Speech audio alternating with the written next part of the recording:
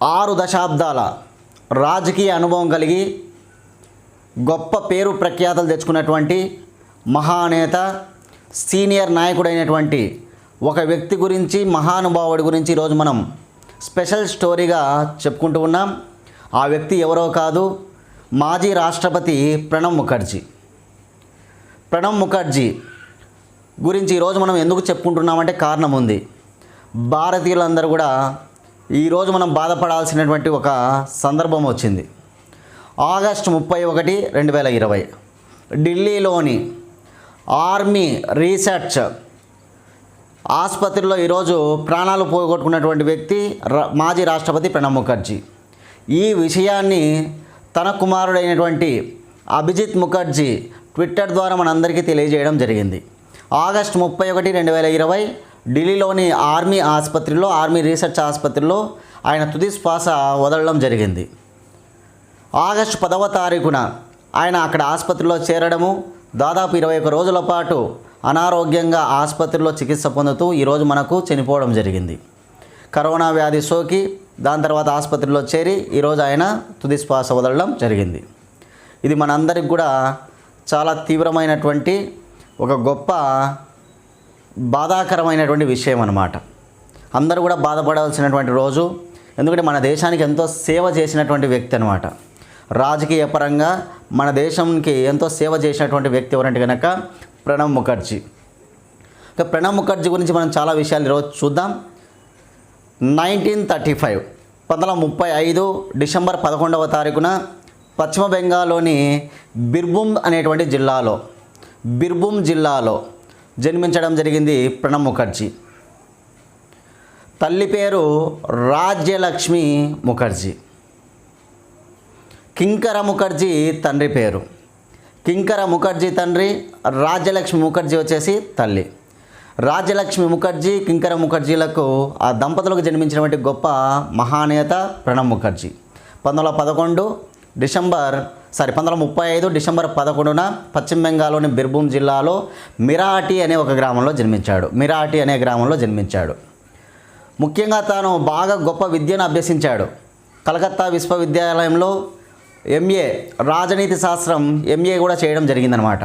తర్వాత అధ్యాపకుడిగా కూడా విద్యానగర్ కళాశాలలో ఆయన అధ్యాపకుడిగా రాజనీతి శాస్త్రంలో బోధించేవాడు కూడా. తర్వాత రాజకీయాల్లో చేరడం, పశ్చిమ బెంగాల్లో ఒక రాజకీయ విభాగంలో భాగంగా ఆయన ఎన్నో సేవలు అందించడం జరిగింది కాంగ్రెస్ పార్టీలో ఉంటూ. 1969 తన జీవితంలో రాజకీయ పరంగా గొప్ప మలుపు తిరిగినటువంటి సందర్భం. 1969 అనగానే ఆయన యొక్క రాజకీయ జీవితంలో గొప్ప మలుపు.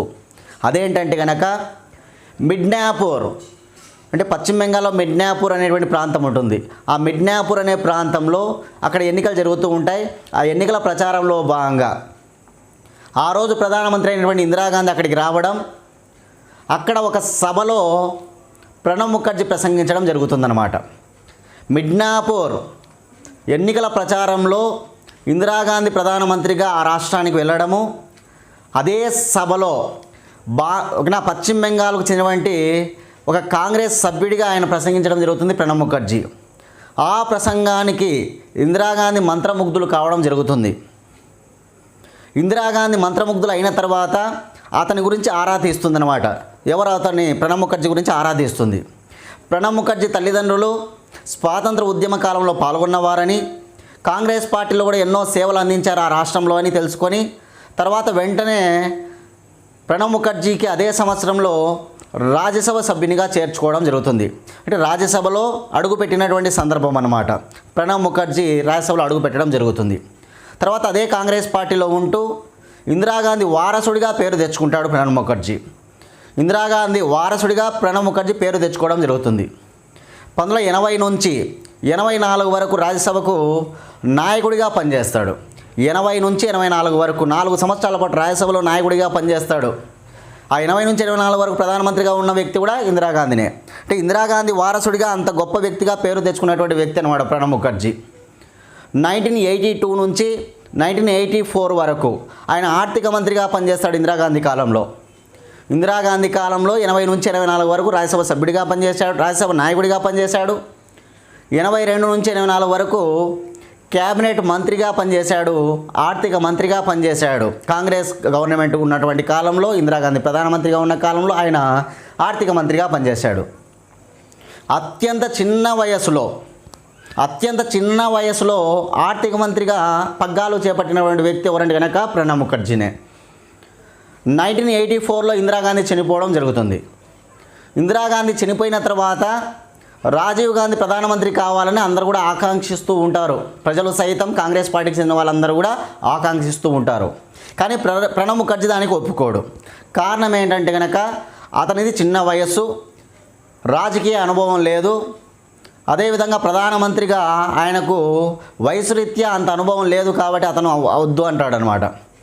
అయినా సరే మనకు ప్రధానమంత్రిగా రాజీవ్ గాంధీ కావడం జరుగుతుంది 84లో. ప్రధానమంత్రి అయిన తర్వాత ఇతనికి క్యాబినెట్లో అవకాశం ఇవ్వడనమాట రాజీవ్ గాంధీ. ప్రణబ్ ముఖర్జీకి క్యాబినెట్ మంత్రిగా అతనికి ఎటువంటి అవకాశం ఇవ్వడు. ఈ క్రమంలో 1986 సంవత్సరంలో ఒక పార్టీని పెడతాడు ప్రణబ్ ముఖర్జీ. ఒక పార్టీని పెట్టడం జరుగుతుందన్నమాట. ఆ పార్టీ పేరు రాష్ట్రీయ సమాజ్వాదీ కాంగ్రెస్ అనేటువంటి పార్టీ.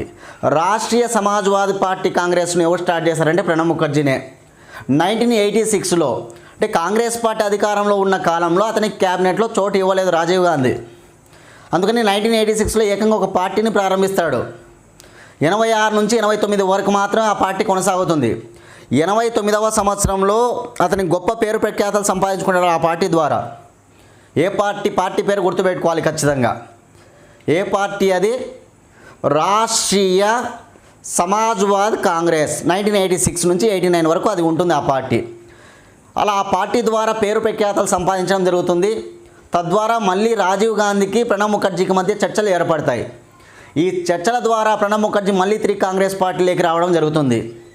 ఆయన ప్రారంభించినటువంటి రాష్ట్రీయ సమాజ్వాదీ పార్టీ కాంగ్రెస్ను కాంగ్రెస్ పార్టీలో 89లో విలీనం చేస్తాడు. అదే 89లో రాజీవ్ గాంధీ మళ్ళీ రాజకీయాల నుంచి ఆయన ఓటమి పాలయ్యి దిగిపోతాడు అనమాట. 1989లో ఏమో ఇద్దరి మధ్య చర్చలు ఏర్పడి మళ్ళీ కాంగ్రెస్లో చేరతాడు. కానీ అప్పుడు ప్రధానమంత్రిగా దిగిపోతాడు. ఎవరు? రాజీవ్ గాంధీ 89లో దిగిపోతాడు. 84 నుంచి 89 వరకు పనిచేస్తాడు. ఇందిరాగాంధీ కాలంలో ఏమో ఆర్థిక మంత్రిగా పేరు ప్రఖ్యాతలు సంపాదిస్తాడు. రాజ్యసభ నాయకుడిగా కూడా పేరు ప్రఖ్యాతలు సంపాదిస్తాడు. కానీ రాజీవ్ గాంధీ ప్రధానమంత్రిగా ఉన్నటువంటి కాలంలో మాత్రం తనకు ఎటువంటి అవకాశం ఇవ్వలేదు. ఏ మంత్రిగా ఆయన చోటు దక్కించుకోలేదన్నమాట. అది మనం అక్కడ గుర్తుంచుకోవాలి రాజీవ్ గాంధీ వరకు. మళ్ళీ తిరిగి పివి నరసింహారావు ప్రధానమంత్రి అయిన తర్వాత కాంగ్రెస్ పార్టీ నుంచి ముఖ్యంగా 1995 నుంచి 96 వరకు 1995 నుంచి 96 వరకు విదేశాంగ వ్యవహారాల మంత్రిగా కూడా ఆయన పేరు ప్రఖ్యాతలు తెచ్చుకుంటాడు. 95 నుంచి 96 వరకు విదేశాంగ వ్యవహారాల మంత్రిగా ఎవరు ప్రధానమంత్రిగా ఉన్నప్పుడు అంటే పివి నరసింహారావు ప్రధానమంత్రిగా ఉన్న కాలంలో. పివి నరసింహారావు అంటే 1991 నుంచి మనకు ప్రధానమంత్రిగా ఉంటాడు ఆయన. ఓకేనా. 96వ సంవత్సరంలో 90 నుంచి 96 వరకు ఆయన దేనిగా విదేశాంగ వ్యవహారాల మంత్రిగా పేరు ప్రఖ్యాతలు సంపాదిస్తాడు. మళ్ళీ తిరిగి 2004వ సంవత్సరంలో అధికారంలోకి వస్తుంది కాంగ్రెస్ పార్టీ. ప్రధానమంత్రి మన్మోహన్ సింగ్ ప్రధానమంత్రి అవుతాడు. ప్రధానమంత్రిగా మన్మోహన్ సింగ్ ప్రధానమంత్రి కావడం జరుగుతుంది 2004లో. మన్మోహన్ సింగ్ 2004 నుంచి 2009 వరకు ప్రధానమంత్రిగా పనిచేస్తాడు. మళ్ళీ 2009 నుంచి 2014 వరకు అట్లా 2 పర్యాయాలు ప్రధానమంత్రిగా పనిచేసిన వ్యక్తి మన్మోహన్ సింగ్ అనమాట. మన్మోహన్ సింగ్ ప్రధానమంత్రి కాలంలో ఏకంగా 2004 నుంచి 2012 వరకు లోక్సభ నాయకుడిగా పనిచేసిన వాడు ప్రణబ్ ముఖర్జీ. ప్రధానమంత్రిగా పనిచేసినటువంటి వ్యక్తి వాస్తవంగా లోక్సభలో నాయకుడిగా ఉంటాడు. కానీ లోక్సభలో నాయకుడిగా ఎవరు ఉంటారంటే ప్రణబ్ ముఖర్జీని నాయకుడిగా చేయడం జరుగుతుంది సోనియా గాంధీ. 2004 నుంచి 9 వరకు ఆయనే, మళ్ళీ 9 నుంచి 12 వరకు ఆయనే. 12లో ఎందుకు ఆయన లోక్సభ నాయకుడు కాదు అంటే రాష్ట్రపతి అవుతాడు అనమాట తర్వాత 12 నుంచి. కాబట్టి 2004 నుంచి 2012 వరకు లోక్సభ నాయకుడిగా పనిచేస్తాడు. ఈ క్రమంలో లోక్సభ నాయకుడిగా ఉంటూ ఒక మంత్రి పదవులు కూడా ఆయన స్వీకరిస్తాడు. 2004 నుంచి 2006 వరకు రక్షణ మంత్రిగా పనిచేస్తాడు. డిఫెన్స్ మినిస్టర్గా మన దేశానికి సేవలు అందించడం జరుగుతుందన్నమాట 2004 నుంచి 2006 వరకు. 2006 నుంచి 2009 వరకు మళ్ళీ విదేశాంగ వ్యవహారాల మంత్రిగా రెండవసారి. ఆల్రెడీ విదేశాంగ వ్యవహారాల మంత్రిగా పివి నరసింహారావు కాలంలో 90 నుంచి 96 వరకు పనిచేశాడు, మనం చదివాం. మళ్ళీ 2006 నుంచి 2009 వరకు విదేశాంగ వ్యవహారాల మంత్రిగా మన్మోహన్ సింగ్ ప్రధానమంత్రిగా ఉన్నప్పుడు ఆయన ఆ పదవిని స్వీకరించడం జరుగుతుంది. ఇక 2009 నుంచి 2012 వరకు 2009 నుంచి 2012 వరకు గుర్తుపెట్టుకోవాలి. ఆయన ఆర్థిక మంత్రిగా మళ్ళీ సేవలు అందిస్తాడు భారతదేశానికి. ఆర్థిక మంత్రిగా కూడా 2 సార్లు, విదేశాంగ వ్యవహారాల మంత్రిగా 2 సార్లు, రక్షణ మంత్రిగా ఒకసారి గుర్తుపెట్టుకోవాలి. ఆల్రెడీ ఆర్థిక మంత్రిగా 1986 నుంచి 84 వరకు, 22 నుంచి 24 వరకు, 1982 నుంచి 1984 వరకు అక్కడ 2 సంవత్సరాలు ఇందిరాగాంధీ కాలంలో ఆయన ఆర్థిక మంత్రిగా పనిచేశాడు. మళ్ళీ రెండవసారి మన్మోహన్ సింగ్ కాలంలో ఆర్థిక మంత్రిగా పనిచేస్తాడు గుర్తుపెట్టుకోవాలి. 2009 నుంచి 2012 వరకు ఆర్థిక మంత్రిగా పనిచేశాడు. ఇట్లా మనం గుర్తుపెట్టుకోవాలి. ముఖ్యంగా ఆర్థిక మంత్రిగా 2 సార్లు, రక్షణ మంత్రిగా ఒకసారి, విదేశాంగ వ్యవహారాల మంత్రిగా 2 సార్లు. 2012లో ఆయనకు ఏకంగా భారతదేశ ప్రథమ పౌరుడిగా మనకు తెలుసు ఎవరు ఉంటారంటే రాష్ట్రపతి ఉంటాడు. 2012 జూలై 25వ తారీఖున ప్రమాణ స్వీకారం చేస్తాడు రాష్ట్రపతిగా. 2012 జూలై 25వ తారీఖున రాష్ట్రపతిగా ప్రమాణ స్వీకారం చేస్తాడు పార్లమెంట్ సెంట్రల్ హాల్లో. పార్లమెంటు సెంట్రల్ హాల్లో ఎవరు రాష్ట్రపతిగా పనిచేయరు అంతవరకు. మొట్టమొదటిసారిగా పార్లమెంటు సెంట్రల్ హాల్లో ప్రమాణ స్వీకారం చేసినటువంటి రాష్ట్రపతి ఎవరంటే ప్రణబ్ ముఖర్జీనే. రాష్ట్రపతులు అందరూ కూడా రాష్ట్రపతి భవన్లో ప్రమాణ స్వీకారం చేస్తారు. కానీ ప్రణబ్ ముఖర్జీ ఒక్కడే పార్లమెంట్ సెంట్రల్ హాల్లో ప్రమాణ స్వీకారం చేయడం జరుగుతుంది. 13వ రాష్ట్రపతి మన భారతదేశానికి గుర్తుపెట్టుకోవాలి. ఎన్నవ రాష్ట్రపతి అంటే 13వ రాష్ట్రపతి. మొదటి రాష్ట్రపతి బాబు రాజేంద్ర ప్రసాద్, రెండవ రాష్ట్రపతి సర్వేపల్లి రాధాకృష్ణన్, మూడవ రాష్ట్రపతి జాకిర్ హుసేన్, నాలుగవ రాష్ట్రపతి వివి గిరి, ఐదవ రాష్ట్రపతి ఫక్రుద్దీన్ అలీ అహ్మద్, ఆరవ రాష్ట్రపతి నీలం సంజీవరెడ్డి, ఏడవ రాష్ట్రపతి జ్ఞాని జైల్ సింగ్, ఎనిమిదవ రాష్ట్రపతి ఆర్ వెంకట్రామన్, తొమ్మిదవ రాష్ట్రపతి శంకర్ దయాల్ శర్మ, 10వ రాష్ట్రపతి కేఆర్ నారాయణ, 11వ రాష్ట్రపతి ఏపీజే అబ్దుల్ కలాం, 12వ రాష్ట్రపతి ప్రతిభా పాటిల్, 13వ రాష్ట్రపతి ప్రణబ్ ముఖర్జీ, 14వ రాష్ట్రపతి ఇప్పుడు ప్రస్తుతం ఉన్నటువంటి రామ్నాథ్ కోవింద్ అన్నమాట. అంటే ప్రతిభా పాటిల్ తర్వాత రాష్ట్రపతి అవుతాడు. ప్రణబ్ ముఖర్జీ తర్వాత రాష్ట్రపతి అయింది ఎవరంటే రామ్నాథ్ కోవింద్. 2012 జూలై 25 నుంచి 2017 జూలై 25 వరకు 5 సంవత్సరాల పాటు రాష్ట్రపతిగా ఉంటాడు. ఇద్దరు ప్రధానమంత్రి కాలంలో ఇద్దరు ప్రధానమంత్రులు అక్కడ. మన్మోహన్ సింగ్ ప్రధానమంత్రి కాలంలో ఉన్నాడు. అదేవిధంగా నరేంద్ర మోడీ ప్రధానమంత్రిగా ఉన్న కాలంలో ఆయన రాష్ట్రపతిగా పనిచేయడం జరుగుతుందన్నమాట, గుర్తుపెట్టుకోవాలి. ఇలా రాష్ట్రపతిగా 5 సంవత్సరాల పాటు మన భారతదేశానికి సేవలు అందించడం జరుగుతుంది. ఆర్థిక మంత్రిగా, విదేశాంగ వ్యవహారాల మంత్రిగా, రక్షణ మంత్రిగా, రాష్ట్రపతిగా మన దేశానికి గొప్ప సేవలు అందించడం జరిగింది. గొప్ప రాజకీయ దురంధరుడిగా పేరుగాంచాడు. పశ్చిమ బెంగాల్ రాష్ట్రానికి చెందినవాడు. దాదా అని పిలువబడతాడు ఇతను, గుర్తుపెట్టుకోవాలి. మన క్రికెట్ ప్లేయర్లో దాదా అంటాం ఎవరిని? సౌరవ్ గంగూలీని. అట్లా మనకు దాదాగా పిలువబడినటువంటి వ్యక్తి అనమాట ప్రణబ్ ముఖర్జీ, దాదా. పశ్చిమ బెంగాల్ నుంచి మొట్టమొదటిసారిగా రాష్ట్రపతి అయినటువంటి వ్యక్తి కూడా ఇతనే. పశ్చిమ బెంగాల్ నుంచి మొట్టమొదటిసారిగా రాష్ట్రపతి అయినటువంటి వ్యక్తి కూడా ఎవరంటే కనుక ప్రణబ్ ముఖర్జీనే. ఈరోజు ఆయన చనిపోవడం అనేటువంటిది కాంగ్రెస్ పార్టీకి ముఖ్యంగా తీరని లోటు. గొప్ప సీనియర్ నాయకుడు. దేశానికి పేరు రావాలంటే సీనియర్లు బాగా పనిచేయాలి. ఎంత సీనియర్లు బాగా పనిచేస్తే అంత గొప్పగా దేశానికి పేరు వస్తుందన్నమాట. వాళ్ళకే గొప్ప అనుభవం ఉంటుంది కాబట్టి వాళ్ళు ఎంతో చేయగలరు అనమాట. ఏం చేయాలా ఏం చేయకూడదు అనేటువంటిది వాళ్ళకి గొప్ప అనుభవం ఉంటుంది. ఆ అనుభవమే మన దేశానికి గొప్ప పేరు ప్రఖ్యాతలు తెస్తుంది. అట్లాంటిది ఈరోజు అతను చనిపోవడం మన భారతదేశానికి తీరని లోటు.